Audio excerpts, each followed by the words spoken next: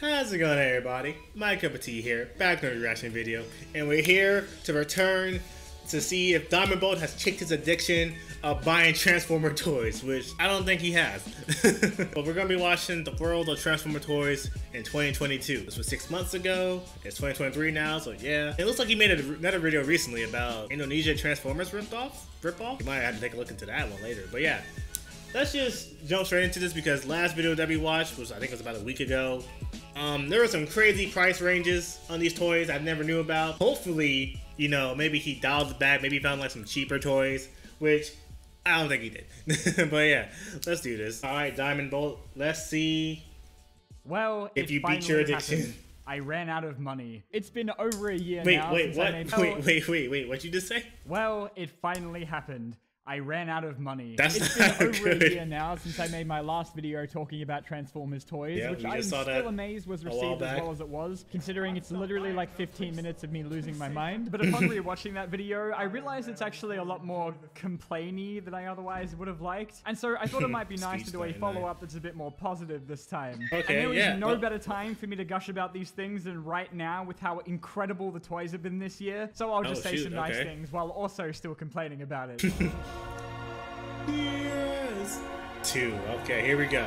2022. Okay, so a lot has happened in a year since the first video, both in the toy scene and for my bank account. So just for starters, I'll run you through a list of some of the guys I actually managed to track down that I said I was chasing last year through a series of some very poor financial choices. I literally didn't accomplish anything in an entire year, but you bet I finally tracked down all the protector bots. My mum is so proud of me. I got me some core class dudes who are surprisingly a lot better than I thought they would be for their size. I hear that one from girls a lot. And another Titan with the arc who now has made me want to buy the rest of them, and good fucking luck with that. I did get the Sideswipe and Mirage Kingdom 2 packs, but then actually ended up keeping the Grimlock and Skywarp because they're kind of awesome. Some very nice person on Facebook sold me a Siege Skywarp who still feels like a hallucination whenever I walk in the room I keep him in. I ended up with a couple of Takara Legends thanks to some lucky deals on Marketplace, and I can now personally confirm that they are considerably better than the American counterparts, and we are all being ripped off. My hunt for all of the Earthrise exclusives is nearly over. I somehow managed to find 3 out of the 5 other Seekers, Thundercracker and Skywarp through Amazon, and Thrust through one very poorly thought out night on eBay. But even after a year of searching, I still cannot find anyone selling Ramjet and Dirge for anything less than like $400. And I'm becoming convinced they don't even really exist. I did get Earthrise Ratchet after he randomly appeared on Amazon for way too much money. But how much are we talking? He kind of sucks. Honestly, don't even bother going after this one. It looks kind of bad too. Most boring $90 I've ever spent. $90? It looks bad. Who, yes, to my surprise, is exactly the same as Run Amok, but black and red, and definitely not at all worth 3 times the retail price. And please, just to be clear, I'm not telling you all of this to brag, but just to show you how empty my life has become. But none of that even matters now, because the War for Cybertron trilogy that started in 2018 is finally over, and we now have its brand new successor, which is Transformers Legacy. Okay. Legacy. It's unclear so far if Legacy is just going to be a 1-year thing or if it's going to go on for longer, but oh my god, I hope it is here to stay. Not that the War for Cybertron series wasn't already amazing and also Sunstreaker, but even only 2 waves in, I genuinely think Legacy would have to be my favorite Transformers toy line ever. I mean, anything that has the competence to open with skids and an Insecticon is my kind of toy line. Don't know those two, but they look kind of fire. The same general engineering from the previous line, so everything fits in together really nicely. But now they're applying it to more difficult things like a combiner team, where somehow the individual dudes look good on their own and in vehicle mode, and also when they're combined. I guess Legacy's meta is a bit different to how they've done combiners before, in that it adheres a bit more to the 80s cartoon, where unlike other combiners, Menacer is just kind of wearing the other Stunticons instead of them properly forming the limbs. But if it means the toys can be this good, then I don't care. Hasbro, look, you can try and play hard to get on your Instagram and pretend these things are for parents, but I can't imagine a 7-year-old is going to be particularly fussed as to whether Blitzwing's tank mode is accurate to season 2 of the 1985 cartoon. They don't have to make them this good, but they do it for us. And it is especially admirable how much effort they put into these things when the cartoon it's based off of had animators that probably put in about 5 seconds. And as much as I love me some Autobots, the budget of Legacy that animation is actually the first line I can think of in a while that has a higher ratio of cons to bots, which is amazing to see, especially given that Kingdom had like, what, 3. I fucking love the Insecticons, and to see even just one of them finally get a deluxe size toy after like 50 years of baby ones is incredible. And Motormaster is super good and a huge improvement over the previous Brick and Blitzwing. Oh my god. I know some people had issues with his tank and jet mode looking like that, but at least in terms of his robot mode, Legacy has been absolutely knocking it out of the park with every single figure. So Hasbro, whenever you want to send me free figures, just let me know. My address is PO Box 405. They will never send you free figures. Unfortunately come with quite a price hike though. For those who remember when I talked about size classes from last year, Deluxes go for almost as much as the next size class now at like $36 each, and Voyages go for like $50 to $55, which is like $10 more. Leaders cost close to $100 now. Oh, that's a big jump.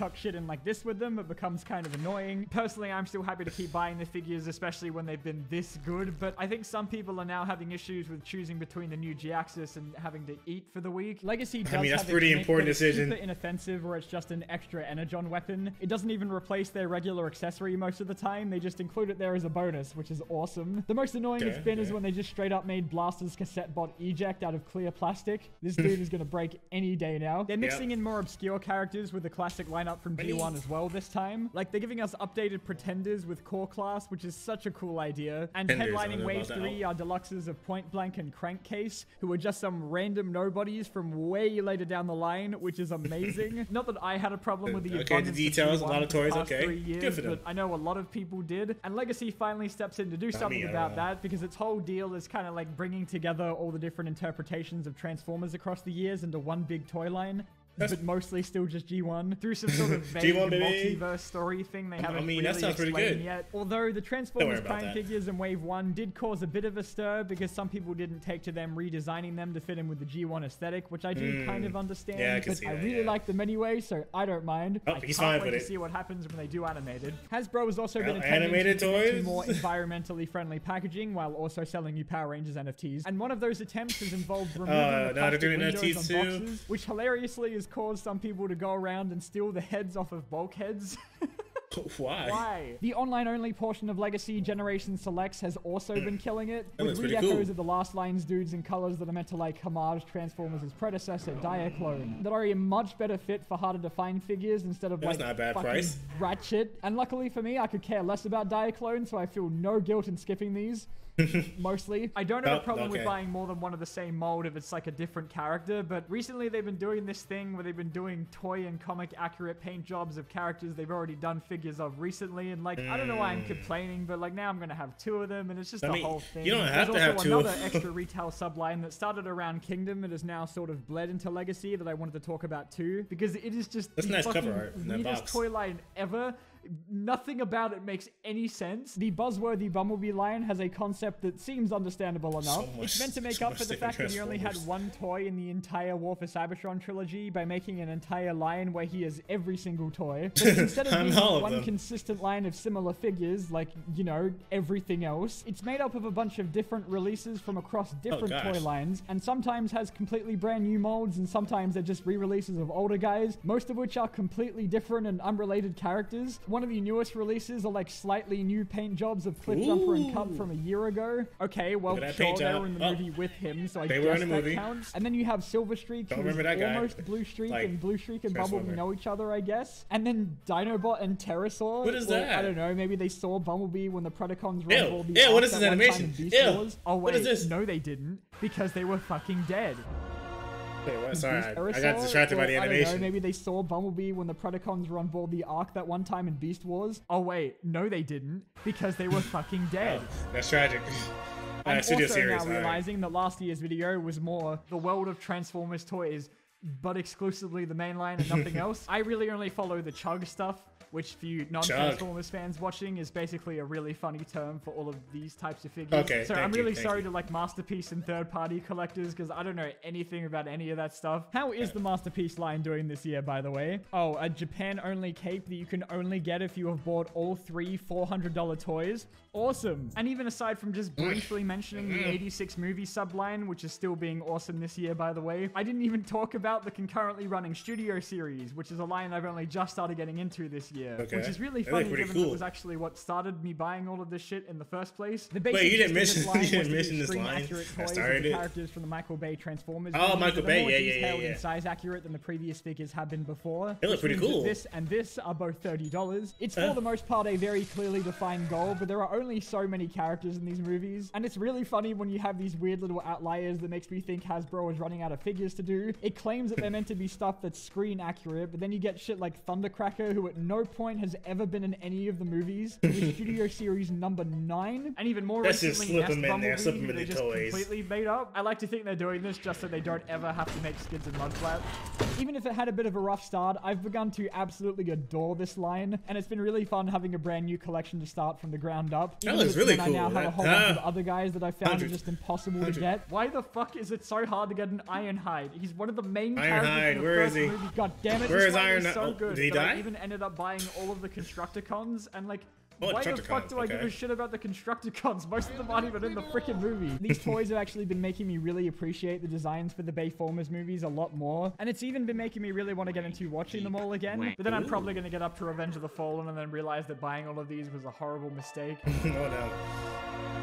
Even if everything about the toys themselves has been fantastic recently, the one thing you can count on still being absolute dog shit is the distribution. I have completely given up on buying figures at retail at this point, and I don't know what it's like in other countries at the moment that aren't Australia that may have this even worse or not be a problem at all, looking at you, America and Asia. But the distribution of Legacy and Studio Series as of late, and just everything else as well, just doesn't make any fucking sense. I'm going to assume this is another COVID-related thing, but like, that doesn't mean I still can't laugh about it. Legacy was first shown off to us in late 2021, even though we already knew about it months ago from leaks beforehand, but that's not important. We didn't really have a set time for when it was supposed to come out, but bulkheads and blasters started showing up in Europe by themselves for some reason as early as February. Then the rest for some reason started arriving, I want to say like around April, May in the US, which I was generously reminded about every single day on Twitter. Australia, though, being the wonderful country that it is, only just got them in now, like a month ago, in June. Isn't that great? But now, like, Elita 1 from Wave 2 was shown up at JB Hi-Fi relatively early, but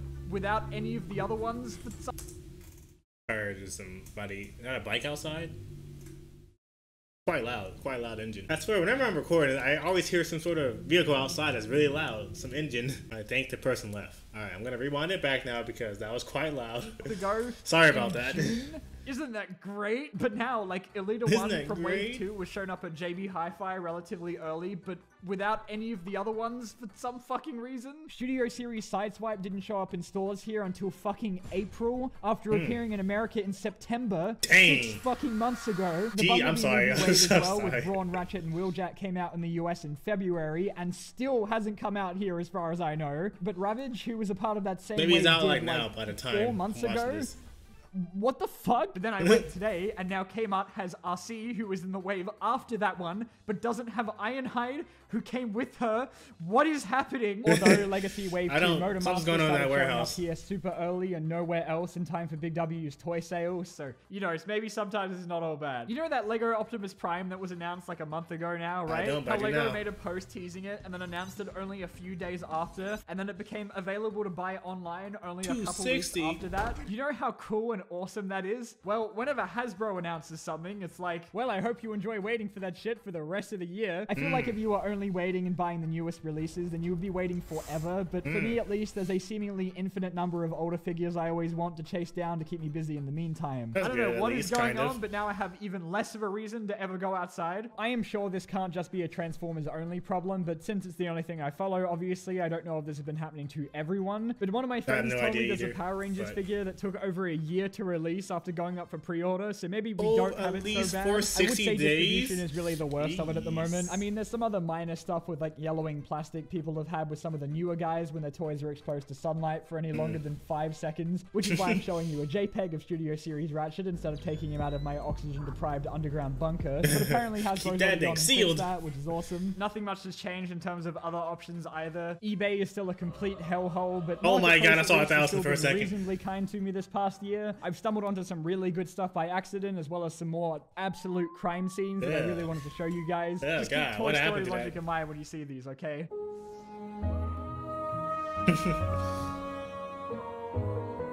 gosh. Not the Toy Story. No, not the Toy Story. Brawl is missing his head. Oh my gosh. Where's Optimus? He's missing his body. What is happening? These aren't the toys we know. Oh.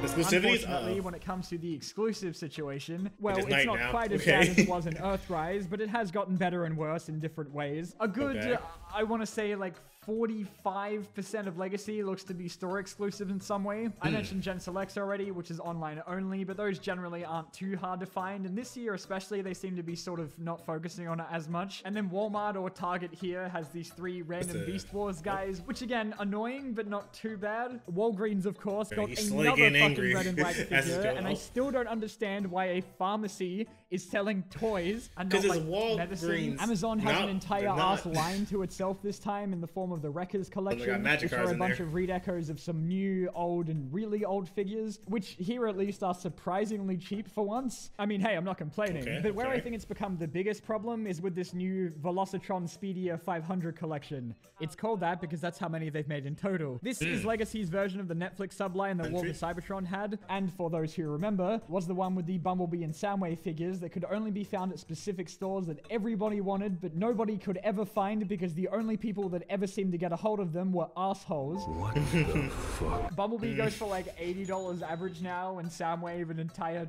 fucking housing loan. I was lucky enough to end up getting both of these at some point for retail cost, but now this new line has taken it one step further because where it's mostly just really cool looking retools of older figures, it now also has 2 entirely brand new molds with Override and Cosmos that now won't be available anywhere else, which feels even worse given that Soundwave and Bumblebee were at least made from pre-existing toys and that was bad enough. I'm guessing maybe their exclusivity is what funded them in the first place, so I suppose this is better than having them not exist at all, but I'm just a bit worried that if they're going to be as understocked as Soundwave and Bumblebee were, then it's basically going to be the whole thing all over again. Good luck out there, fellas. But at least they're not breaking teams up anymore, so they get a gold star from me. That's Fortunately, good, yeah. now I have a secret weapon in the form of a wonderful local group, the Transformers Collectors Club of Australia. Pretty much saving my ass now with figures for just over a year now. They help me get new toys in on time and sometimes even early by ordering them in from overseas, if you've ever spotted them in the background of videos that otherwise wouldn't come to Australia for the next 5 fucking years. Not TCCA good, but, does a lot of stuff on Facebook, so I definitely recommend go and check them out if you want. Australians only though, sorry, but I'm sure other countries might have their own equivalent. But yeah, mainly just wanted to say thanks. They probably will be a lot more frustrating without them. Love you guys.